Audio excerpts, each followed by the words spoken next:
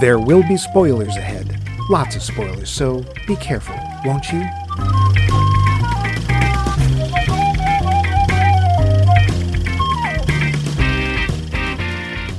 Look, up on the screen. It's a remake. It's a reboot. No, it's Superman!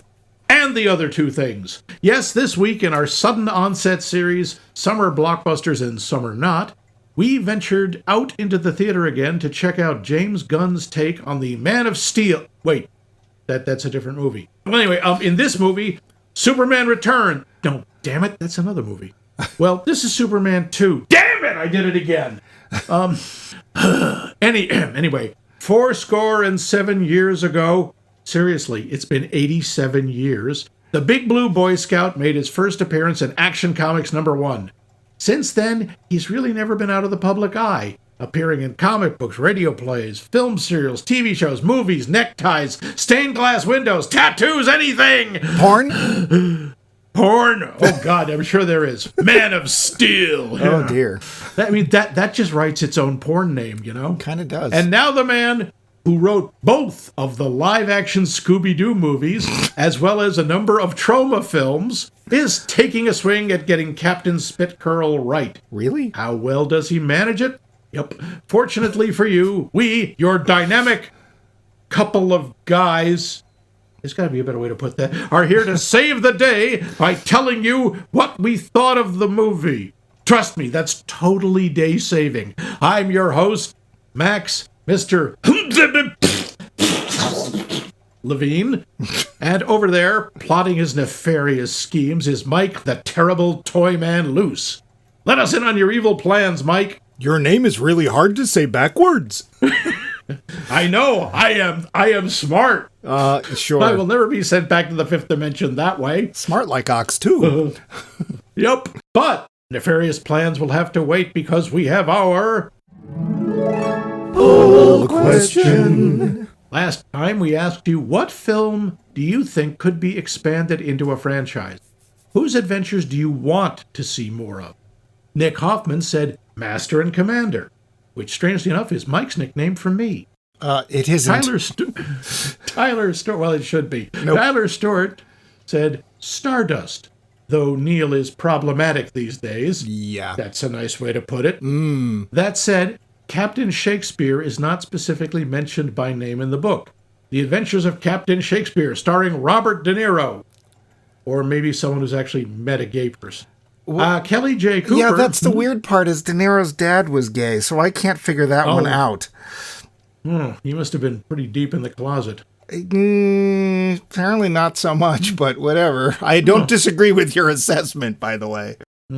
Kelly J. Cooper says The Nice Guys with Ryan Gosling and Russell Crowe. It was 2016. Just a great dynamic between them and the parentified daughter. It would have been great. You know, honestly, she's not wrong. That was actually a pretty cool movie, and it did seem to be... It looked like it was going to set up future movies. It just never did. Huh. No, I didn't see it. We got one here from somebody named Val Coons?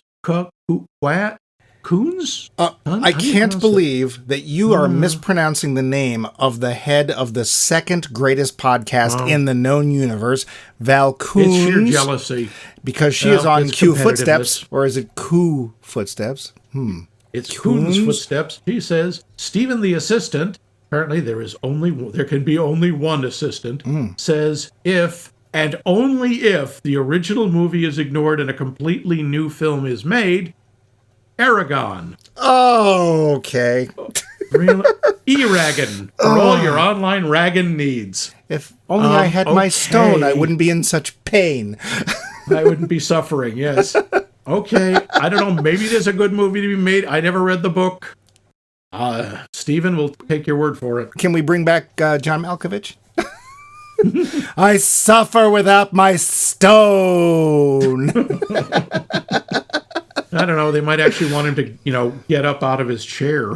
See our entire episode on Aragon? Did we do Aragon? I can't even remember. I think I can't remember. It hurts so much, it must have.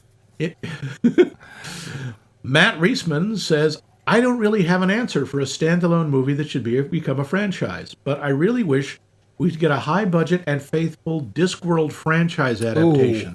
Possibly and preferably animated. Matt, I'm right there with you. I would love to see that. The thing is, I don't know how well Pratchett translates to the screen. So many people have tried animated, live action. There have been a couple that are okay. I mean, Going Postal wasn't bad. The Amazing Maurice animated was not very good. I don't know. He just doesn't seem to work well. And I don't know exactly why. I love his books. He's very literary, and I wonder if that's a lot of what... I mean, although he does have very colorful descriptions. I haven't read that much Pratchett. Yeah. I think the thing, though, is that if you were able to do it successfully and to tap into that, dear gods, do you have a lot of material to work with. Oh, yeah. And you would have a huge built-in audience. Yeah, Matt, right there with you. Well, and also, you don't have to go in any kind of order a lot of times. Like, sure, do Color of Magic first, but after that, there's a lot of places you could skip over if you thought this would be more popular and then come back, because you don't have to read all of them in order. So true. I think, and there are different, there's the guards books or the witches books. Yeah, absolutely. Thank you, Matt. That's a good one. Benjamin Carl says The Mummy 2017. That's the Tom Cruise one. Oh. The film is filled with references to the rest of Universal's dark universe. Dracula, Creature from the Black Lagoon, etc. Even if Tom Cruise is too busy, they could make prequels showing, I assume you meant make prequels showing, how Jekyll Hyde got the vampire skulls, Black Lagoon creature fins, etc. Interestingly, this is the third Russell Crowe entry in response to your question. Oh. Note, I do see that they did try to reboot a lot of the classic horror movies, but I'm thinking a directly interconnected universe a la the MCU. That's an interesting point, Benjamin, because they were trying to do that. Yeah. They wanted to set up a whole shared universe, but unfortunately, the movies they did were kind of dogs. Yeah. They weren't very successful. They didn't make money. And I think it's kind of a shame because there's a lot of fertile ground there for that. Hey, I got one for you. Let's do a dark universe, but all of the movies have to be made by Robert Eggers. Okay. That could be fun. I'm not fun. I'd be first in line. I know, no, that right? would not be fun, but that would be amazing. And he's supposed to do a Wolfman movie. But yeah, that'd be cool. Let's wait and see. Yeah. And there have to be Aurora model kits of all the monsters. Yes, there must. With decals that tear when you peel them off. And glow in the dark parts. And of course, from the franchise that is Canada, I don't know, leave me alone. I can't. Vince says, I have always wanted to see a film series on the Chronicles of Prydain. Oh. There was the one Disney movie, Black Cauldron, your episode on Black Cauldron, that flopped. Yeah. Yes, it did. But I think these days it could be done. That's possible. I hear the books are a lot better than the movies, but his second suggestion, I would say Ilsa, She-Wolf of the SS, but she already had 4 films in the series. Well, she is ripe for a reboot, obviously. 4. Having seen the one on a big screen, I can't imagine why, with a theater full of people, captive people, I cannot see why anyone would want to make another one. Yeah. Okay. Thank you. I like it. I like the idea, Vince. Thank you. Yeah, not the Ilsa part. And then our fine son of Ireland, Bielo Lading. Oh, Bielo Lading. Bielo Lading writes in, who is Salt? Is it like that Who is John Galt thing? I don't know. Maybe it's like he decided he's on Jeopardy and he's answering in the form of a question. If only he'll explain. He's so terse, though. He is not. Salt. I know. Salt 2010 stars Angelina Jolie as Evelyn Salt, a capable and sweet-seeming, but salty, mine, CIA agent who is accused of being a Russian spy. The Philip Noyce film, director of Patriot Games, The Bone Collector, reveals that she is indeed a Russian double agent, but there's far more to it than simply that. Salt, we come to find out, has been set up to spy for Russia and waiting to be activated, but things have happened since she was put as a child into the secretive Russian program. The Red Room? She met a charming entomologist, because there are a lot of those. That really bugs me. Oh, see what you did there. Fallen in love and gotten married. She's built herself a life. Oh, and then there was the reason she was made a Russian sleeper agent in the first place. And then things get hairier. It's true. Jolie and her co-star Liev Schreiber, a CIA colleague who is also revealed to be a double agent, Sabretooth, engage in a battle to save or murder the U.S. president and to save the world from, or to guarantee, nuclear war. There are more than a few parts of the film where you truly do not know whom Evelyn Salt is fighting for.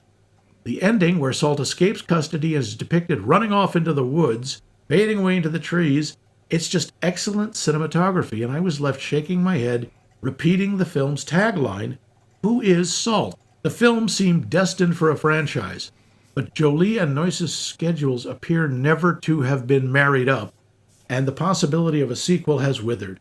It's a crying shame. I just cannot get enough of a character whose loyalty is ambiguous but whose virtue is pure. Bring on Salt 2.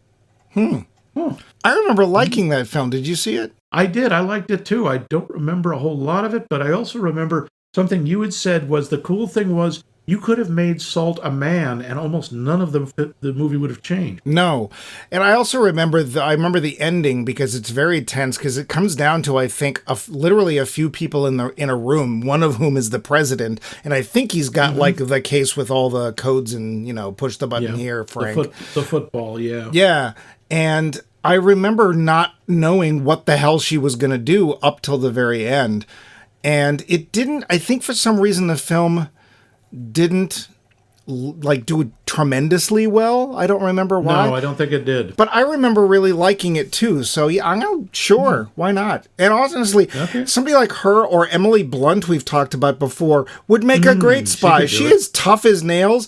And even though I'm not a big And she looks all sweet and nice and everything. Well, I mean, even though I'm not a fan of Tom Cruise, I loved the fact in Rinse, Dry, Repeat that she just did her job and nobody ever said, for a woman. Like, she just was toe-to-toe and she was the person everybody was looking up to. So let's see more of that. And of course, now we come to my reason for getting up in the morning. Oh, is that thing blinking again? Cripes, I thought I turned it off.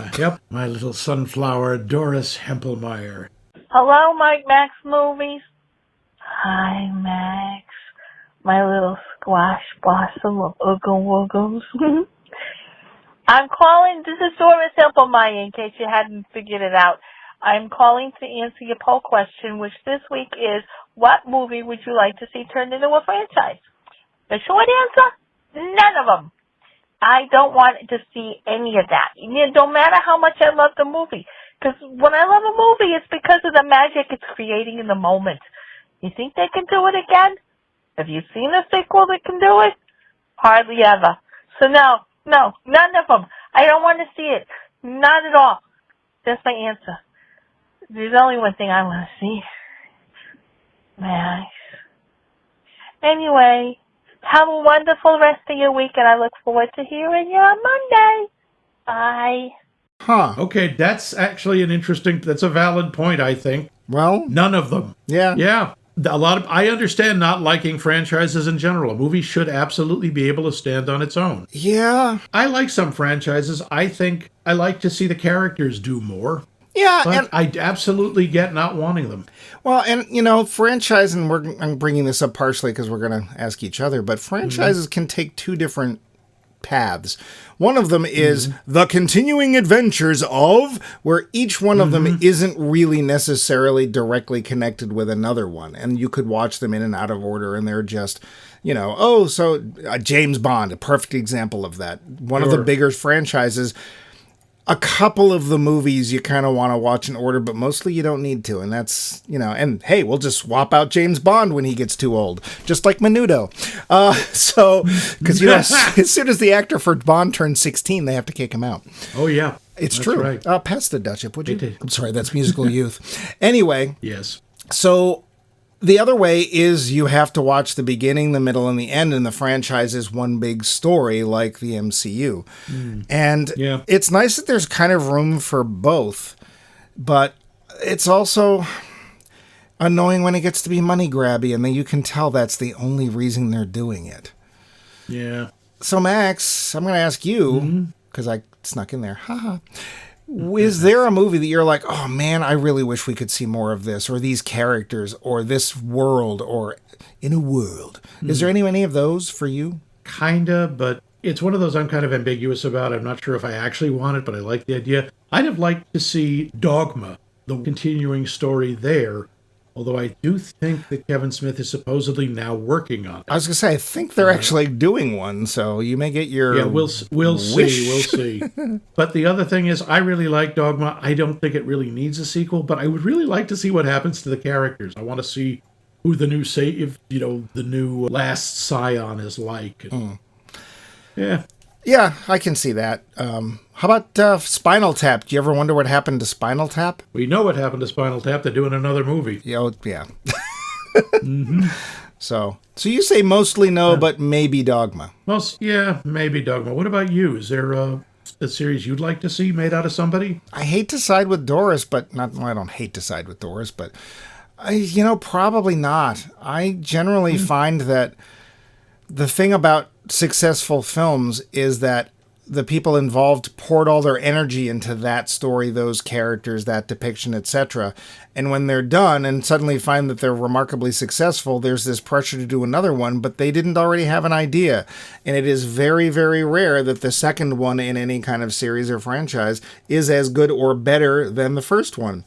Coppola notwithstanding, because a lot of people argue, not me, that Godfather 2 is better than 1. Of course, everyone really loves number 3, especially Max.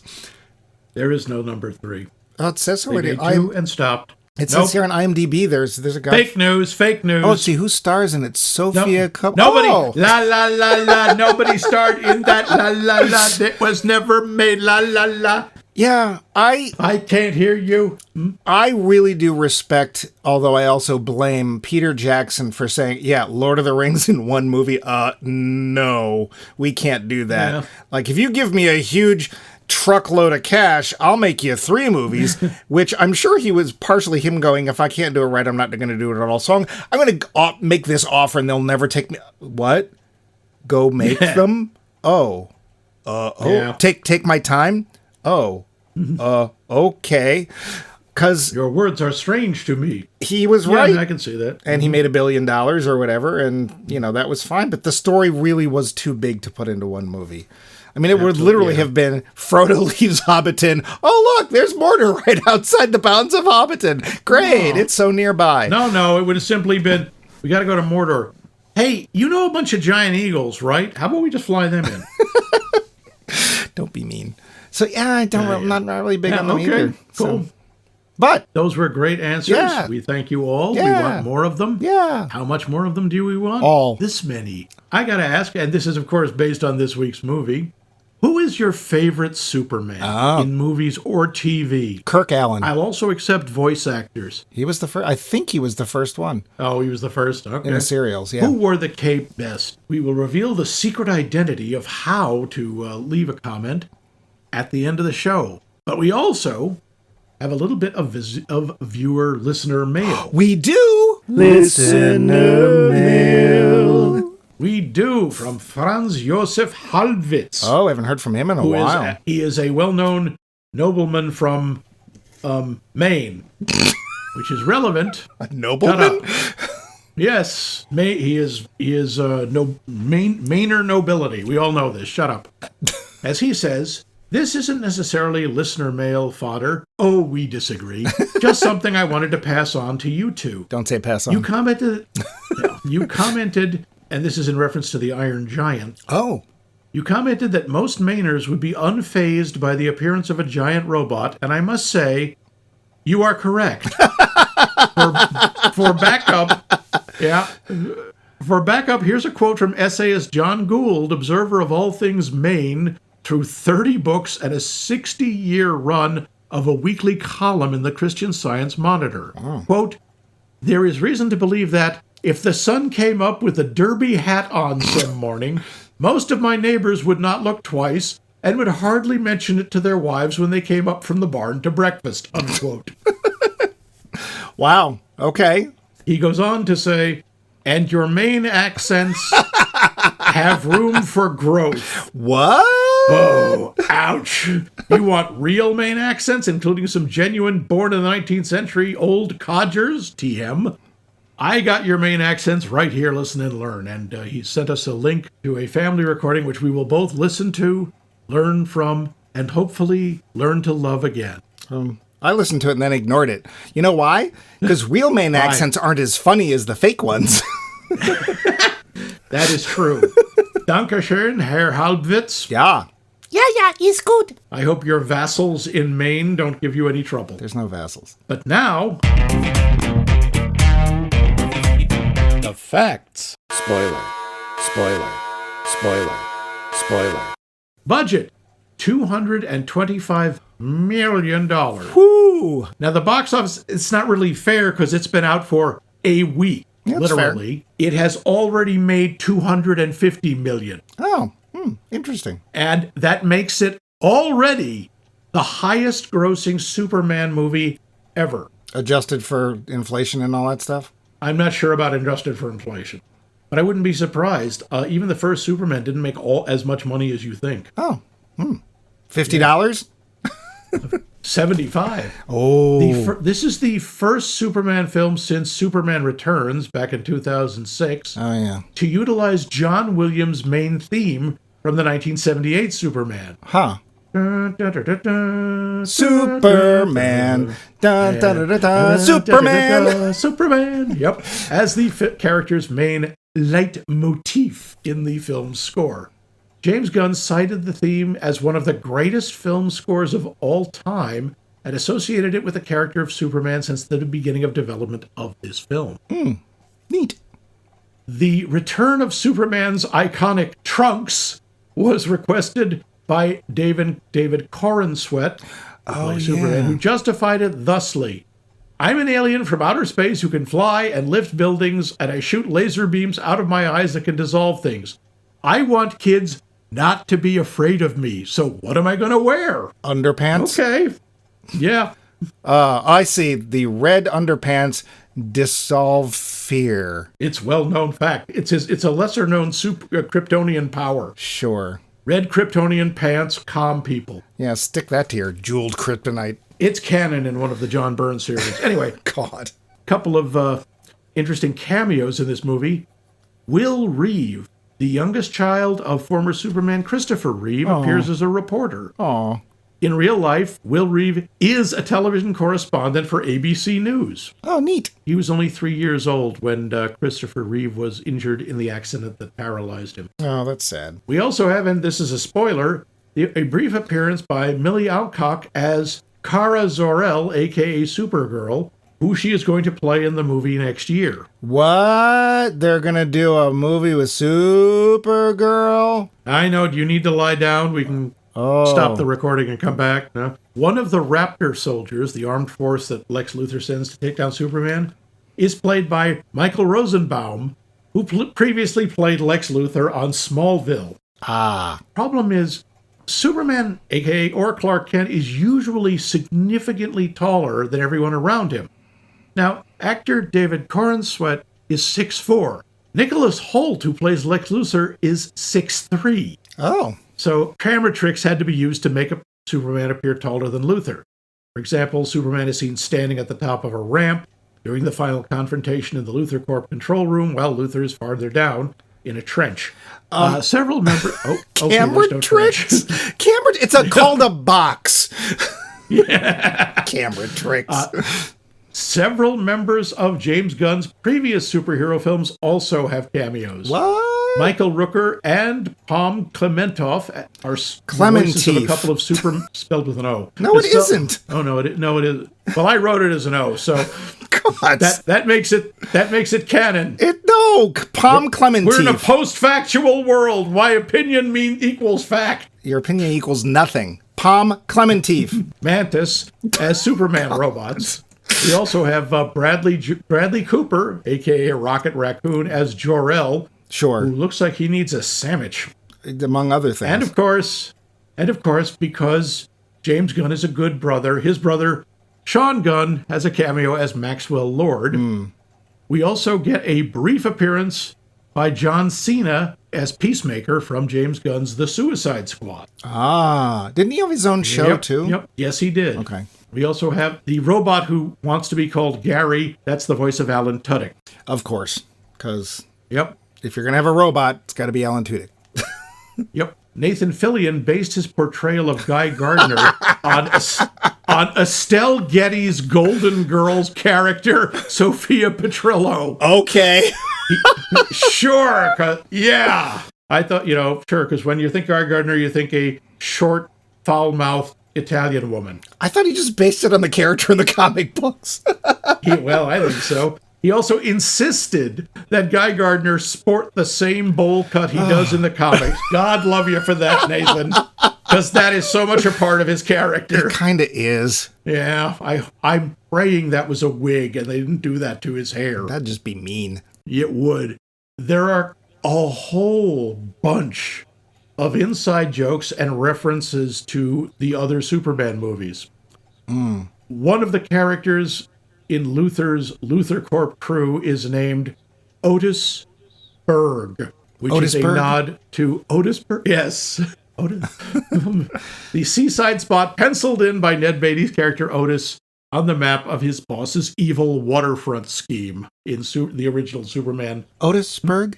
Oh, it's just a little place down right over Otisburg? Here. Well, Miss Tessmacher got one. Otisburg? I'll wipe it out. One of my favorite scenes. He's not the first. Gene Hackman's not the first person you'd think to play Lex Luthor, and it was played more to humor than anything else. But dear gods, those three playing Valerie Perrine and Ned Beatty and Gene Hackman, which is so much fun.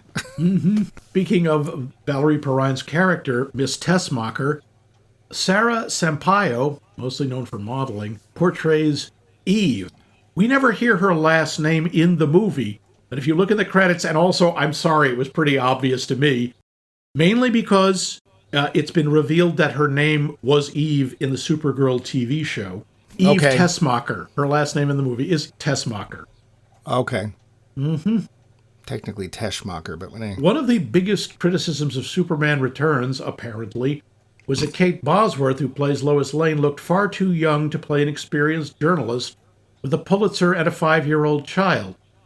Yeah, that was one of the biggest problems. Sure. That's the one with Kevin Spacey, right? Yep.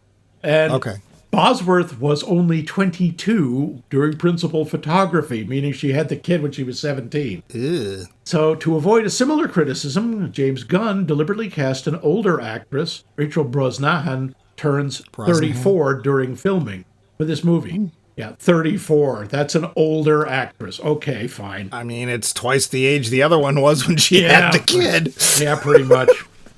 James Gunn also confirmed that one of Henry Cavill's suits from Man of Steel was used for the actors to wear during screen tests while auditioning for Superman.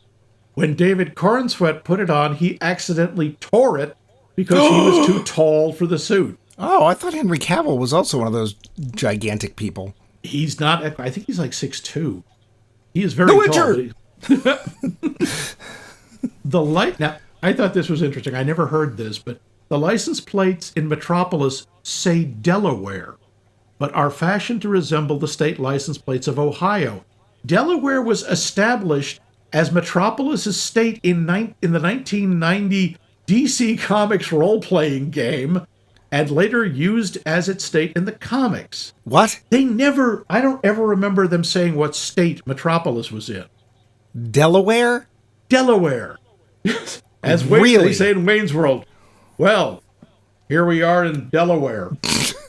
Okay. Yeah. Wow. Yeah. Sure. In the comics, Ultraman is an evil alternate universe version of Kal-El. This is true. He is the head of the Crime Syndicate of America, which has analogs of the Justice League characters. I remember reading this, I think it was like Crisis on Other Earth. Really dopey. Is it got Manta in it? I don't think it did have Manta, no. Oh, too bad. In the film, he's a spoiler again, a Lex Luthor-made clone which puts him more like a version of Bizarro or Connor Kent, a.k.a. Superboy. Oh, but I really wanted him to talk like that, too. I know. I am not have superpower. Everyone else have superpower. Me am best friend of Superman.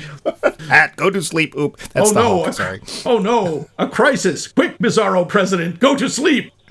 He am best president we ever have. Just a weird little bit at the end. Oh, not at the end. Actually, it's at the beginning. When Lois is interviewing Superman, she's using a dictaphone made by Lord Tech. In other words, one of Maxwell Lord's companies, which he's setting up, I assume. Maxwell Lord would... Did Maxwell Lord team up with Obadiah Stane at one point? I'm pretty sure they did. He should have. Yep. Then they created Wasn't Lord Maxwell Lord Stane. Also connected to JLI? Yes, he was the one who... He set up the Justice League International. He was the That's right. He was the brains and the money behind it. And, of course, he shows up in Wonder Woman 1984, which we are all trying very hard to forget. I don't mind if they bring in Maxwell Lord if they do the JLI, but the ones that came back out in the 80s, because those were fun. I didn't read DC hilarious. Comics much, but they were Booster Gold and Blue Beetle, and occasionally Batman would just show up and be grouchy at everybody. Yep. Oh, yeah. Hawkman, who wanders around reminiscing about how much better the old League was and how they would have done things different. He's like the grumpy old veteran. Yeah. It was a lot of fun. But there's a lot of other stuff. Plenty of other people are in this. A lot of nods. Oh, yeah, by the way, the cloning of Superman to create Ultraman because Lex found one of his hairs, I think that is a nod to Superman 4, The Quest for Peace, because that's how Lex Luthor created Nuclear Man and his fingernails of death. Does whatever a nuclear can. Yeah. So anyway. we should have done this earlier, but before you get to the plot, I'm going to cue the spoiler klaxon, because as you pointed out, this movie's only been out for a week, so if you've already had the movie quote-unquote ruined by the little spoilers and trivia, it's in the theme song. That's why it's there. We start out telling you. Cue klaxon. Spoiler. Thank you, klaxon. So, Max... You're not going to relate the story, but you can do the spoilers. So, spoilers! Gotcha. Far, far across the galaxy, the planet Krypton spun, doomed to be destroyed. But its last son... Okay, you know what? You know the Superman origin story. Everyone knows the Superman origin story. There are blind cavefish who know the Superman origin story. If there are life forms in the Kuiper Belt, they know the Superman origin story. Fortunately, this movie takes the origin as read for the most part and basically dumps us right in the middle of a big fight sequence that Superman just lost. Wow. Oh, okay, that's new. We've got an established adult Superman, already world famous, already doing the devil's tango with Lois Lane. Oh my. Who already knows that he's Clark Kent. And he's already hated by Lex Luthor for reasons having nothing to do with Luthor's baldness. Big surprise, Luthor wants to kill Supes. But he's going about it in a more subtle than usual way, which isn't saying much given Lex Luthor. Luthor has big plans to take over half of the country of Kreplakistan, but he needs Soupy out of the way. Instead of putting on his dopey green and purple armor and getting his butt handed to him, Luthor begins a campaign to discredit Superman and to turn the public against him. Basically, he wants to #cancel Superman. And for a while, it seems to be working. He even gets his hands on Jor-El and Lara's final mission to their baby boy, which isn't as innocuous as little Kal-El thought it was. Unfortunately for Luthor, there are other superfolk in this world. Boy, howdy, aren't there? We've got Hawkgirl, Green Lantern, Metamorpho, and Mr. Terrific. Boy, is he. Seriously, how does a guy who comes off as that cool have such a lame handle to contend with? Plots are revealed, fights are foughted, obscure characters are introduced, and we're handed a heapin' helpin' of truth, justice, in the James Gunn way. Up, and... Line? Kristen, honey, we're filming. Oh, right. The facts. So, Max, have you seen this? Oh, that's right. We saw it together. Okay. Have you seen all of the other Superman movies? No, because I know the four. I never saw Superman 4, and I'm not positive I saw Superman 3. Who is the villain in 3? You know, you Oh, they come back in a balloon or something, right? Like Luthor does. Isn't there a balloon? I think so. Yeah. Now the villain in that is, oh God, Galt from Battle Beyond the Stars. Jack Palance? No, that'd have been fun. No, honestly, it's someone who doesn't matter, and for some reason they decided Richard Pryor had to be in it. Oh, yeah. Yeah, I think I probably saw it back in the 80s. So, yeah. Yeah. I remember liking Superman, too. There was at the time, I thought the fight was actually pretty cool because it was, quite honestly, as fast as they could go and picking up buses and stuff. I still think that stands up as one of the better filmed superhero fights. Yeah, they just, with today's technology, you could actually speed it up, but that's fine. Yeah. I did see Superman Returns, and I thought, amongst other... actually, there's quite a minefield of issues with that film. But I did think that Kevin Spacey made a really good Lex Luthor. And then he was a good Lex Luthor. Which is the one that had Jesse Eisenberg as Lex Luthor. Ah, yes, that was Batman v Superman in Superior Court. Yeah, that one sucked. that was unfortunate. Let's be fair. Superman's a tough character to do because... He is very difficult. I mean, everybody knows everything about him. He generally wins everything. And quite honestly... He's a god. Well, and we'll come back to that. But basically, he's boring. No offense, Soups, but if he does his job, everything comes out right and everyone's fine, which doesn't really make for a great story.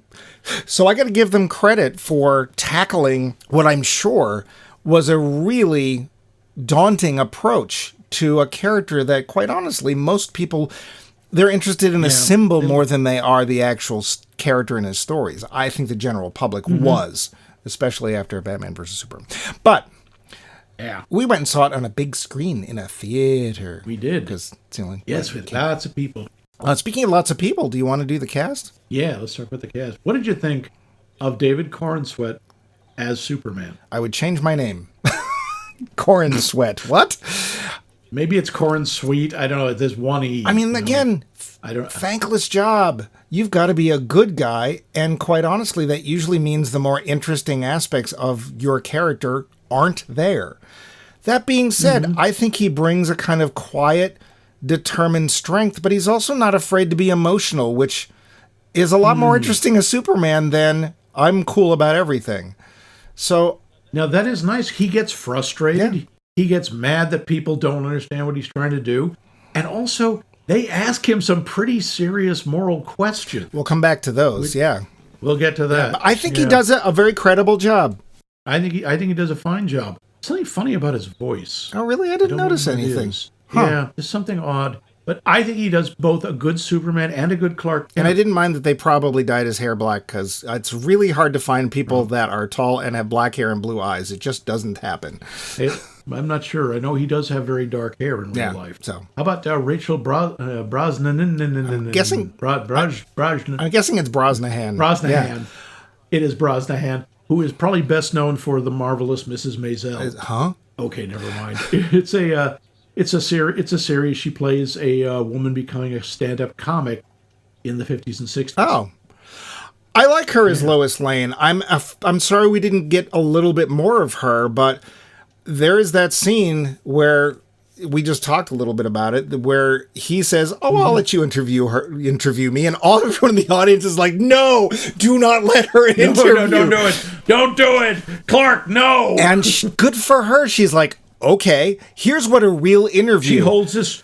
Yeah, and she holds his feet to the fire like a real interviewer would. And it's obvious he's expecting softballs because most of the time, as she points out, he interviews himself. Yeah. All the stories about him come from Clark Kent. And I'm sure they all go like a Donald Trump press conference. Yeah.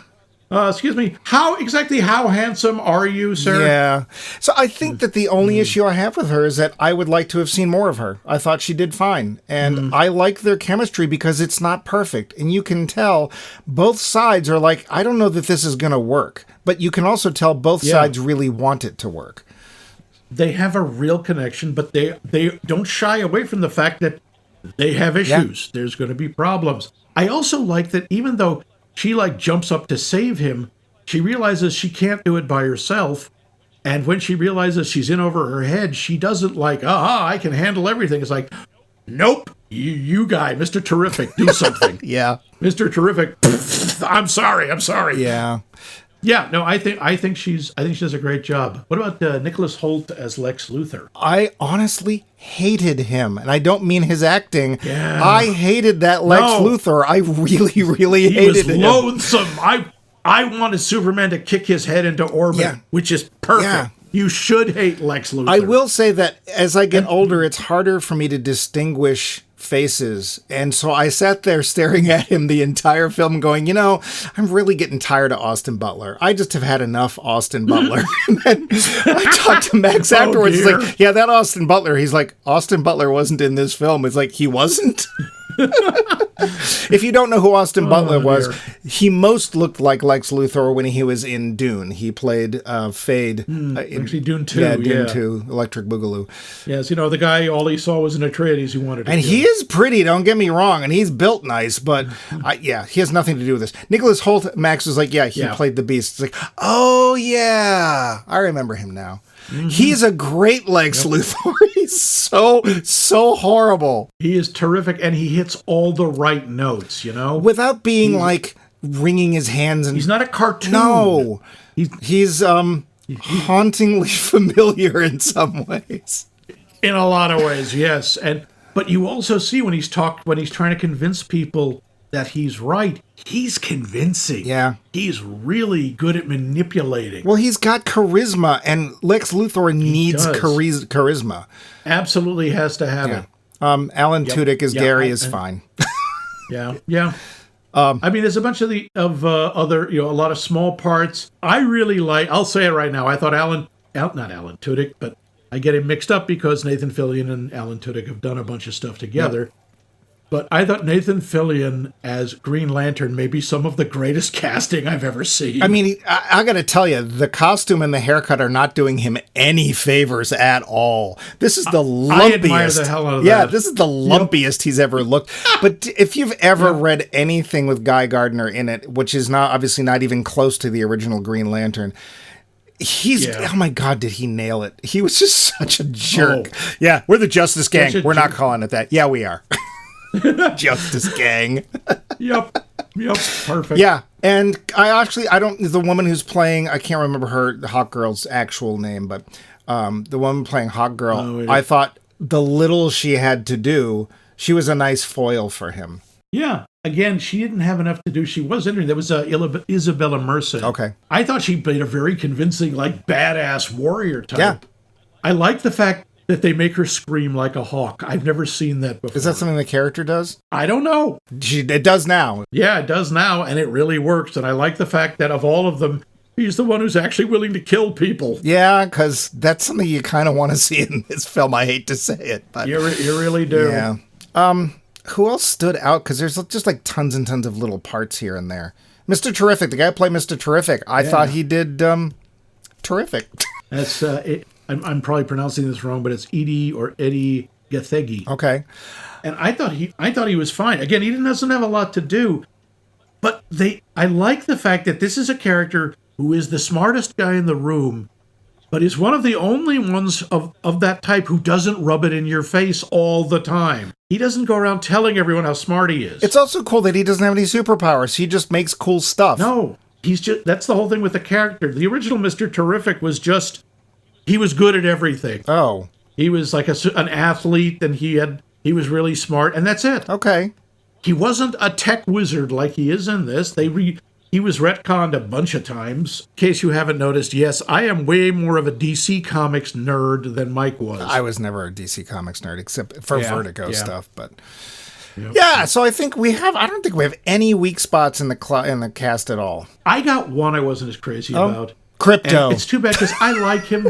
Huh? Crypto. I liked Crypto. I liked that he was a mutt and he wasn't like he usually is, which is a sort of Labrador or something. Yeah. I like the fact that he was a badly behaved mutt, but we'll get back to that. Well, It was Beck Bennett as Steve Lombard. who was Steve Lombard? He was the jerk in the Daily Planet who was calling Clark Kent loser. Oh. He has very little to do. He's a big part of the Superman narrative. Oh. But he's also like an ex-jock sports writer. And this character had, apart from like, hi, I'm a jerk, Okay. he had no personality. Oh, I know somebody we left out. Jimmy Olsen. This might be my favorite Oh, Jimmy yes. Olsen ever. I thought he was really good in that he was both competent. He wasn't, dopey. Bumbling.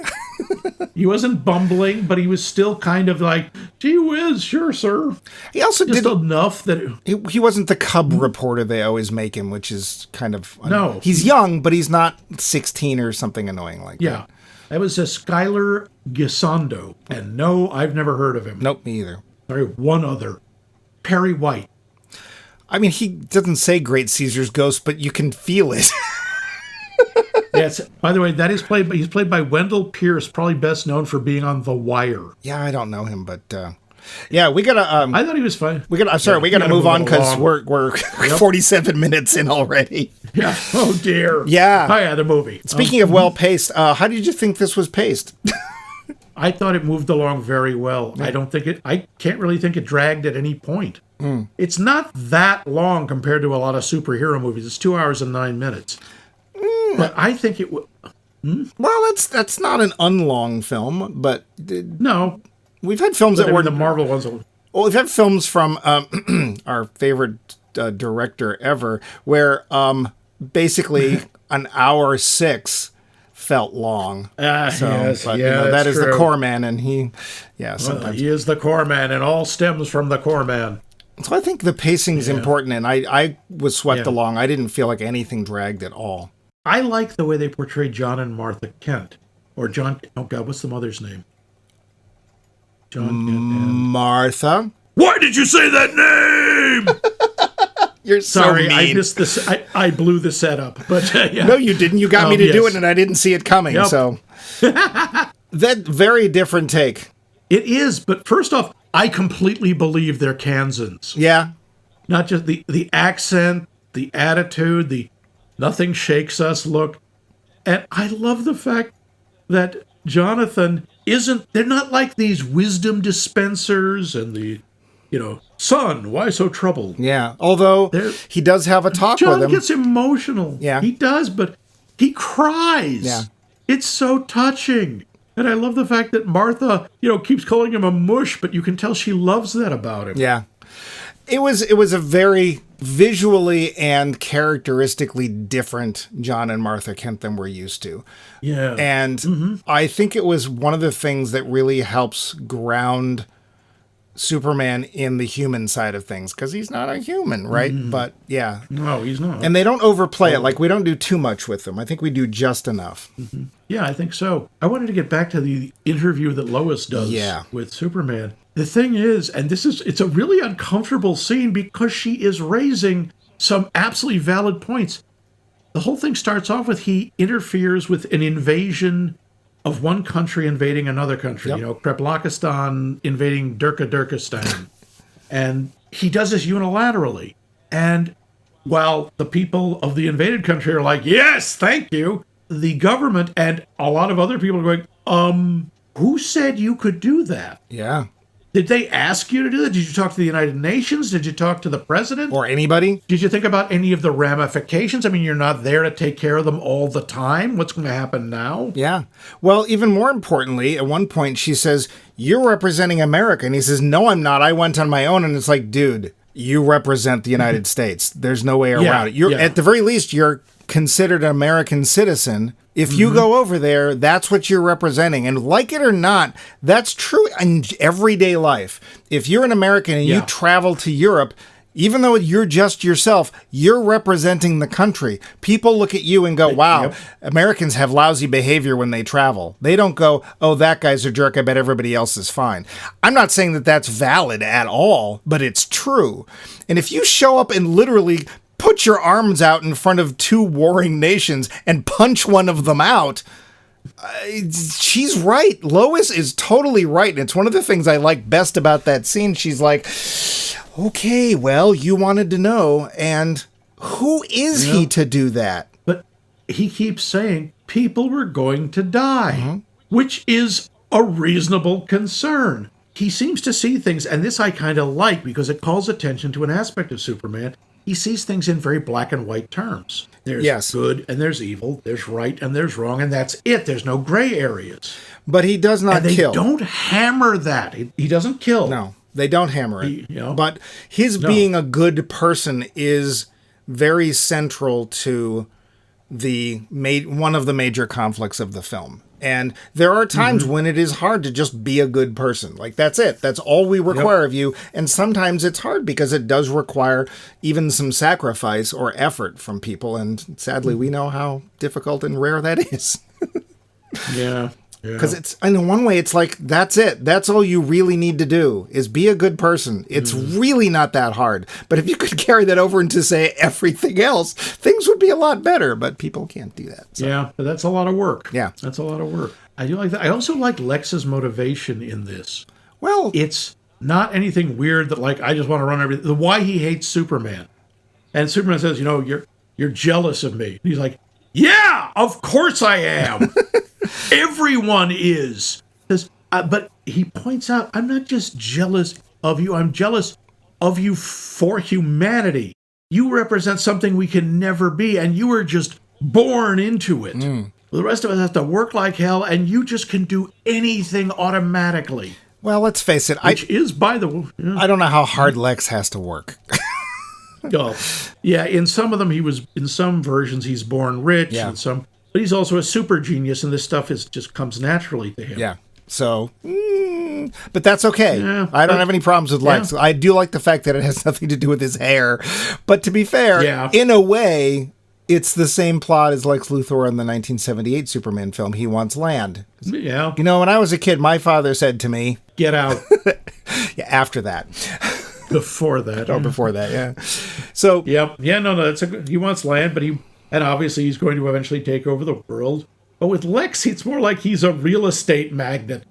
This guy is a supervillain. Yeah. This guy, I want my own country. Because he's not going to settle for half. He's going to eventually take over the whole thing. Well, and then he's going to take over the guys who invaded. And he's going to do it like, oh, look, I'm saving everybody. There's also going to be something underground, natural resource, something that nobody else knows that it's there, that he knows. And once he starts utilizing it, it's going to tip the balance in the favor of Lutherstan. Or whatever you want to call it. So, Rhea del Lex. Yeah. What did you think of the action sequences, the fights? I mean, CG is caught up to comic books, right? I mean, throwing stuff around, stuff breaking. I still have some physics issues. Like, there's a number of times where there's, I don't know, the Empire State Building of Delaware falling on somebody, and Soups is holding up by one point. I'm going to tell you right now, the rest of the building would have just fell. It's not meant to withstand that kind of force. It wouldn't even have fallen. He would have simply punched through the wall and come out the other side. Yeah. But that's a very comic book thing that happens a lot. But visually, they're exciting and they're fun and things get knocked around. And I got to say, best depiction of a Green Lantern yet, especially when Guy Gardner is making giant middle fingers and hitting people with them. Yep. Because that's beautiful. They're erupting out of the ground and knocking tanks over. And to be fair, it's a comic book. On some level, they're supposed to be fun. And I do want some seriousness because otherwise, it gets to be silly. And I think there's a decent balance of the fun and the serious in this film. And, they get to play with some of these superhero characters, and it looks good, I think. Okay, yeah, I agree. I think the fights look terrific. You don't like the dog, though. It felt like an Ewok, honestly. Like, it just felt like merchandising. I guess. I liked him. And I like the fact that he is so badly behaved.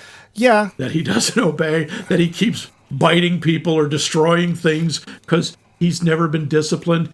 And it turns out, we find out why, another spoiler at the end, he's not Superman's dog, he's Supergirl's dog, and she doesn't have any boundaries or discipline him. No. I thought that was pretty funny. And I realized there is a hint of that in the early parts. When Lex dog naps Krypto, and Superman confronts him, he keeps saying, "Where's the dog?" Not "Where's my dog?" Where's the dog? And I'm like, oh, I thought it was weird. Yeah, but now it makes perfect sense. You and I are both cringing because at one point there's some sort of breakout and there's monkeys, and both of us are sitting there going, "No, please, no Beppo, no Beppo, no Beppo, or no Streaky the super cat, or Comet the super horse. No, please, please." And where's a cape? Really? Okay. Yeah. I don't. Yeah. I'm not a fan of the But dog. again, that with being Supergirl's dog makes sense. It does, because she would go, "Oh, this is cute. I'm going to put a cape on you." Okay. Well, we don't know really. Supergirl, we barely see her. Yeah, but she's portrayed. I like this. This is so original. She shows up and she's drunk. And she's this apparent party girl who goes to planets with red suns that cancel their powers so she can get drunk because they're immune to alcohol otherwise. Oh, didn't know that. I kind of like that. I want to see where this goes. Yeah, the irresponsible Supergirl. That could be interesting. But I hate to say it, but it's at 58 minutes. We've got to do something we don't usually do, but we're going to have to. The finish. So, Max. Yeah. I saw it with you, and it drove us crazy that we could not talk about it. We couldn't talk about it. Nothing, because that's how much we care about this show. We got to keep the reactions pure. And I honestly don't know the answer to this question, but Max, yeah, what did you think of? I wish there's another way to differentiate it, but what do you think of the 2025 Superman? I like it. I think it's well done. It's not perfect. It suffers so much from modern superhero stuff in that, oh no, one character isn't enough. We've got to have 9. Except I think it kind of balances them reasonably well. They didn't introduce anybody that they didn't give us something about. Hell, they brought in Metamorpho and his son, Joe. That's comic canon. And we even see him with his wife, Sapphire. Oh, okay. I didn't know who the mom was. I thought that was a nice touch. Hawkgirl gets very short shrift. Yeah. And Guy Gardner is there to be funny. That's pretty much it. Mr. Terrific, okay. I think he could have his own movie. I think he's very cool. Yeah. I think these are good characters. I think the story is solid. I like Lex's plan. And I think the performances are good. I think it's a little scattershot. They tried to do an awful lot in here. Like, oh, here's a giant monster. Here's a rift in reality. Here's a war we have to stop. Although, that's very comic book. And it's very Superman. It's time for Rift Tracks. Rift Tracks. Oh. Okay, I have rarely said this. You're fired. I also have to say, I would really like to see a team up between this Superman and Pattinson's Batman. I think that might be really interesting. That could be. I wonder if they would consider that. There's rumors that they exist in the same universe, but it's probably just rumors. Well, but Gotham's nowhere near Delaware. No. What did you say? How did you? I want to do something I don't usually do. I want to give I usually do that. I want to give the movie a letter grade and allow people to skip to the end of the show if they don't want to.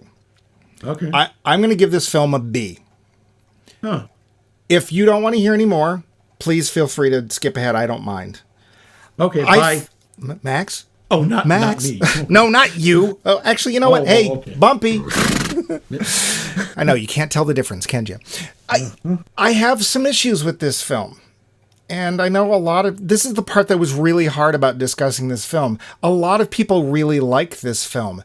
And a lot of people felt the relief from current events. A lot of people, I think, also are like, I really wish that certain things in this film would happen in real life to people I really cannot stand that are hurting us. And part of me wonders, would this film has played as well 2 years ago? A year ago? Huh.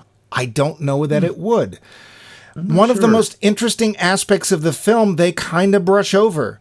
The fact that Superman is inserting himself into world politics and honestly doing exactly what that supposed message from his parents told him to do. They don't deal with that at all. It is. No, they don't. They don't, because in the message it turns out they expect him to conquer Earth. Yeah. And I hate that. Why did they change that aspect of Superman's origin? I didn't like that at all. They didn't. That has come up several times. It's in Smallville. It's in a couple of the variants of the comic book. It's not original. I don't like it. I don't think it. I think the whole tenor of the character is affected by that. And quite honestly, if they don't come back to it at some point, I think that they're basically telling us it was pointless in the first place. But they don't deal with his dealing with world politics, which is important. And they use it as a plot for Lex Luthor, but they never do anything. Speaking of Lex Luthor, Lex Luthor can create pocket dimensions, but he doesn't know Clark Kent is Superman. Really? Yeah, that's always... Seriously? I know. I like that Guy Gardner, in a throwaway, references the hypno glasses. Oh, okay, I missed it. You know, that's one of the explanations of why Clark Kent's glasses work, is unconsciously he's using super hypnotism. That was one of his powers for a while. Super hypnotism. Yeah. It's not as cool as super weaving. Huh? He's used that. Yes. Is that for his hair? I'll use my super weaving power to make this huge blanket. Hail looming? Yeah. That's deeper. Yeah. So that whole thing is... And anyone who says, you're making that up, there is literally a point where Lex says, hey, maybe I'll kill that Clark Kent next. And it's like, he doesn't know. He doesn't know. He doesn't know. Also, you have to really swallow a big pill for the magic in this movie, because Luthor's tech is off the charts. Oh, I just made a pocket dimension. And somehow, Kryptonian tech isn't as good as Luthor tech, because Kryptonian tech can't fix an old voicemail. But somehow Luthor tech can. He really? Can. Yes, that bothered me, that he could restore it, although we don't know if he did. Well, he might have faked it. Except they did say they had all these experts look at it. And they say, what did they say? Oh, there's no way it could have been faked. He made a pocket dimension. Of course it could have been faked. The guy can basically do anything. Yeah. I found that just... That was a little annoying. We also just spend too much time dealing with invented obstacles and things that are only obstacles because Lex Luthor made them. And when we get the whole reveal at the end, it's like, oh, you know why I could walk into the Fortress of Solitude at the beginning of the film that drove everyone crazy until the end of the film? Oh, turns out I cloned you. What? Oh, you can make Supermans? And there's only one, so that's weird. Mm-hmm. And what are we going to do about this? Oh, nothing. Okay. Oops, he falls into a black hole. Goodbye. So I enjoyed it, but I can't pretend I didn't find issues with it, and that for me, it's not flawless. They're weak storytelling points. That being said, I think you should go see it. I'm sure Max does, but I think you should go see it. It's fun. It's one of the better depictions. I'm going to still go with Christopher Reeve as the best Superman. That's Christopher Reeve is the king. Oops, that's next week's question. Oh, yeah, sorry. But I think that the people who made the film were trying to do their best with a very threadbare concept and a character that, quite honestly, is more often than not more 2D than the pages he's printed on. So, definitely go see it. And if anything, it's a great little escape. But you know what else is a great escape is our poll question. What? I don't know. Max, could you reiterate our poll question? Here's a musical deeper. Yeah. From The Great Escape. Yes, I wanted to know something we kind of just hinted at. Who's your favorite Superman from movies, TV, voice acting, whatever? Yeah. Who wore the cape best? Yeah. And you can answer this question by hopping into a nearby phone booth. And, no, wait. Most of you don't even know what that is anymore. You can leave a comment on our website, maxmikemovies.com. You can also leave us suggestions for movies you'd like to see us do, or you can just tell us, you guys are so phony, or whatever. You can also feel free to offer us free movie tickets to see and talk about your movie, but remember what happened with Deep House. Oh, dear. Hey, we did a show on it. That's promotion. We did. Yep. And, I'm looking right at you, Total Warfare 3, or whatever the hell the name was. Rogue Warfare. Also, Rogue Warfare 3. You can also email us at maxmikemovies.com. You can find us in the mediating social Facebook. On Facebook. Boxface. Facebook. And you can also find us on Mastodon and Blue Sky. Bluesky, yeah. They're all there, and you can find us on many, many, many podcast apps, and we hope you already have. And if you haven't, we hope you already will. And, of course, you can call our Daily Planet hotline at 617-398-7266. That's 617-398-7266, and leave us a voicemail saying stuff. We might as well just Maybe rename it the Julia Doris. Roberts will call us. You know, I'm worried about real Julia Roberts. We haven't heard anything from her. Heard from her. But we might as well just rename it the Doris Dropbox at this point. I have no problem with that. I'm sure you don't. Yes. But now we are taking a break from the one that gave us a break from, basically from the Summer Blockbusters and Summer Not, because we don't have our next blockbuster for a couple of weeks. Yeah. Oops, I gave away the magic. But what are we magic? watching next week, Mike? We're going to finish up. Oh no, a giant monster! Oh. Finally. This is a film I have not seen in a long time. So it's an older film. I actually don't remember when it came out. I have this bad feeling it's the 80s, but it might be 90s. Uh-oh. This is an old film that I remember enjoying, and it does in fact have not just one, but a number of giant monsters in it. It also has some giant talent in it. And that giant talent is Fred Ward. What? Fred Ward. Fred Ward. Yeah, you remember him. Williams? Yeah. And because we don't like to separate ourselves from movies as much as we can, it also has Kevin Bacon in it. So we're going to watch Tremors, which okay. The beginning of the Tremor-verse. I wish that wasn't true, but it is. There were how many sequels to that? Do you know? I don't know. There was also a TV show. There were at least 3. A Tremorverse. There really was a Tremorverse. So there was a Tremorverse. Unfortunately, I believe it ended up being Fred Ward and Kevin Bacon are only in the first. I think. Probably a good sign to just ignore the rest of it. But don't shake with fear. Just join us for Tremors next week on Max Mike Movies. See what you did there.